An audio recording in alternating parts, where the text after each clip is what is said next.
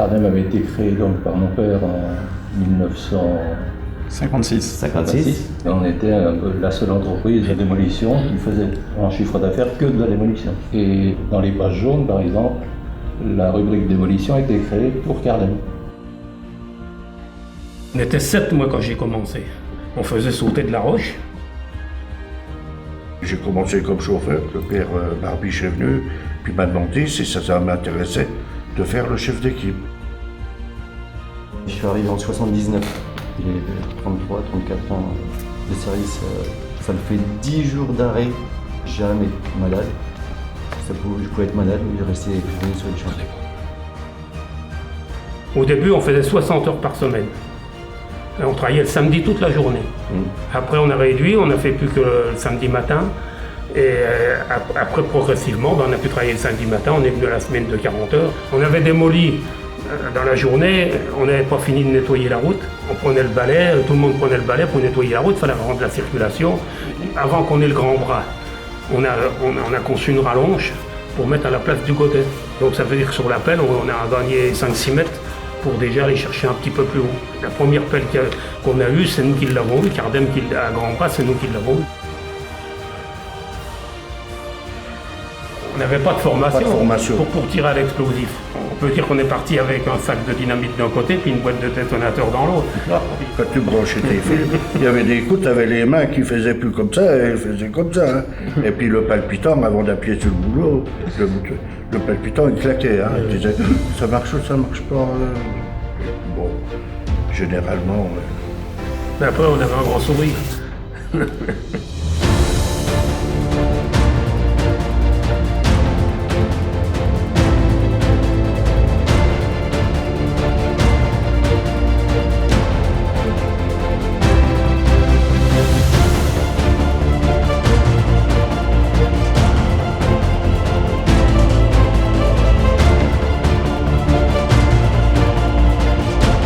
Si on avait un message à passer aux jeunes aujourd'hui ou aux gens, ce serait quoi? Il faut croire en l'avenir et puis se retrousser les manches. Parce qu'il y a beau avoir du beau matériel et tout ça, ça se fait pas tout seul. Oui, quand je vois la télévision Cardem Démolition, hein, je suis content.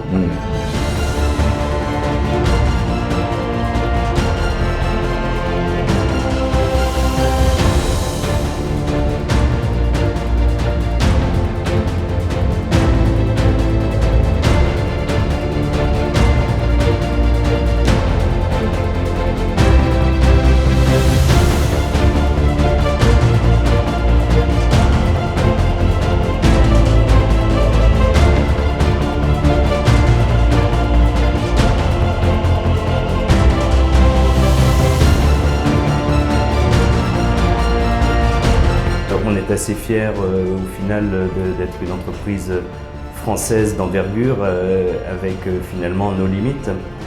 Et finalement, ce sont les challenges qui font que notre vie est intéressante. On ne pourrait pas, tous autant qu'on est, se contenter du chantier de tous les jours.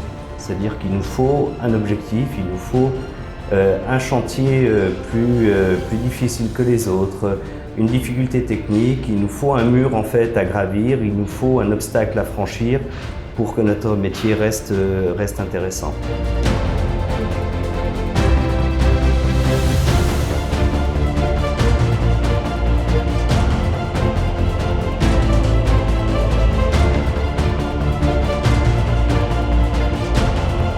Souvent on est dans des endroits urbains ou même sur le chantier, boire un café ensemble, discuter, échanger comment s'est déroulée la journée, échanger sur la perception qu'ils ont eue du chantier.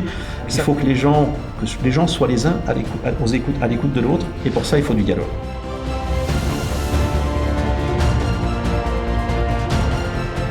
On a fait des chantiers principalement à l'explosif parce que c'est toujours le plus impressionnant, et surtout c'est des mois et des mois de préparation au final pour un abattage qui va durer quelques secondes, et une fois que ça tombe, c'est la fête. Ouf. Tout le monde est content. Tous les veilles de tir et tous les après-tirs. C'est vraiment un esprit de communauté. On est vraiment dans une communauté qui s'appelle la communauté Cardem. Et c'est ce que j'aimerais trouver au quotidien dans l'entreprise. C'était une matinée exceptionnelle. Il faut féliciter tous les artificiers et tout le personnel qui a dirigé tout ça de main de maître. Je vois que tout le monde est content. Ils ont une technicité, j'ai l'impression, qui sort du commun. Ça tient à beaucoup de choses, la qualité des gens, l'esprit d'équipe. Je pense qu'ils sont vraiment très forts. Ça a été une super réussite. D'un point de vue technique, c'était extraordinaire. On va en profiter pour remercier toutes les équipes Cardem pour ce magnifique tir. Je suis encore très fier de l'entreprise. Ça me fait toujours plaisir de voir des chantiers, de voir les engins, de voir les hommes.